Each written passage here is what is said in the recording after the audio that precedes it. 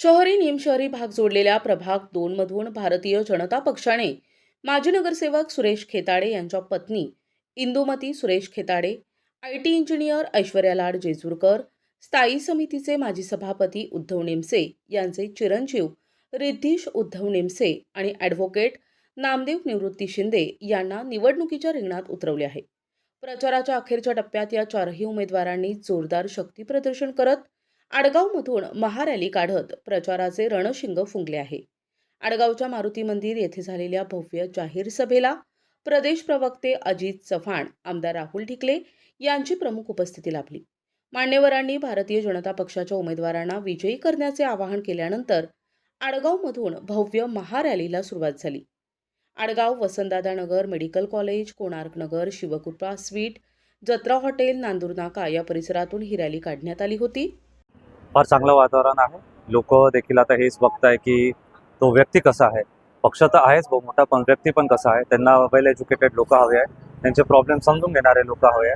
आणि बाबांनी गेले 15 वर्षापासून जे काही कामं केलेले आहे इकडे, ते लोक सगळे बघताय, ते समजताय आणि त्यांना माहिती आहे की आता पुढे आपल्याला वास्तव चालवण्यासाठी तितका सपोर्ट करावा आहे. कारण माझ्याकडे ऑलरेडी खूप चांगला नॉलेज आणि बॅकग्राऊंड आहे बाबांनी केलेल्या कामांबद्दल आणि पुढे कसे करायचे त्या कामांबद्दल. मी जेवढे पण लोकांशी चर्चा केली, लोक नगरसेवक निवडून देतात शेवटी त्यांच्या एकदम साधारण अपेक्षा असतात, जे ते टॅक्सेस पे करतात. लाईट असेल, पाणी असेल, रस्ते असतील, ड्रेनेज असतील, जे बेसिक सोयीसुविधा असतात त्याच्यावरतीच त्यांचा भर असतो. तरी ते सोडून आम्ही लायब्ररी असेल, स्पोर्ट्स क्लब सेंटर असेल, जे ओपन स्पेसेस त्यांना गार्डनमध्ये डेव्हलप करणं असेल किंवा हेल्थ केअर असेल, त्याच्यावरती फोकस ठेवून आम्ही त्यांना हे लवकरात लवकर कसं बेटर वेमध्ये प्रोव्हाइड करतात त्याच्यावरती वर्कआउट करतोय. ॲक्च्युली लोकांचा खूप चांगला प्रतिसाद आम्हाला मिळतो आहे. आम्ही जेव्हा प्रत्येकाच्या घरी जातो आहे, आमचं खूप चांगल्या पद्धतीने स्वागत तिथे केलं जात आहे. त्याच्यावरून आम्हाला दिसते की आमच्यावर त्यांचं खूप प्रेम आहे. शिवाय भाजपावरही त्यांचं खूप प्रेम आहे. लाडक्या बहिणी तर खूप उत्सुक आहेत. दुसरी गोष्ट अशी की प्रभागात आहे बऱ्याच समस्या आहे, जसं की पाण्याच्या झाल्या, स्ट्रीट लाईट झाले. आता सध्या चेन स्नॅचिंग हा खूप गुन्हेगारी मोठ्या प्रमाणावर वाढलेली दिसते. त्याच्यासाठी पण आम्ही CCTV वगैरे या गोष्टी कार्यरत करण्याचा प्रयत्न करणार आहोत. तसेच बऱ्याच ठिकाणी आम्हाला असं दिसलंय की मंदिरांची आवश्यकता आहे. धात्रक फाट्याला काल आमची मीटिंग झाली, तेव्हा पण आम्हाला कळालं की तिकडे त्यांना खंडोबाचं मंदिर हे पाहिजे आहे.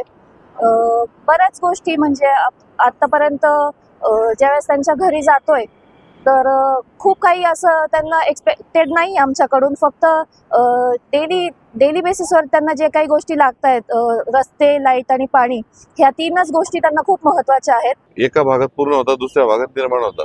आता हे काम करत असताना याचा बॅलन्स कसा करता येईल याच्यावर आपण विशेष नियंत्रण ठेवण्याचा आणि त्या दृष्टीने उपाययोजना करण्याचा आम्ही प्रयत्न करणार आहोत. आणि तसेच आडगावमधले रस्त्यांचं रुंदीकरण असो, मोठाले रस्ते असो, DP रोड असो, शॉपिंग कॉम्प्लेक्स असो, ई लायब्ररी असो, गार्डन असो आणि महिलांच्या सक्षमीकरणासाठी बचत गटांमार्फत विविध उद्योगांची निर्मिती, तसेच युवकांसाठी व्यवसाय मार्गदर्शन आणि प्रक्रिया उद्योग याच्यावर पण आम्ही कॉन्सन्ट्रेशन करण्याचा विचार करत आहोत. आणि त्या दृष्टीने निश्चितच पाऊल उचलू.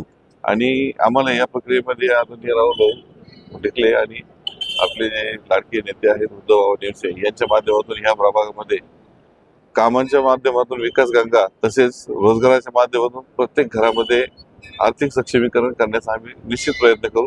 धन्यवाद. प्रतिनिधी उमेश अवणकर, दिशा न्यूज, नाशिक.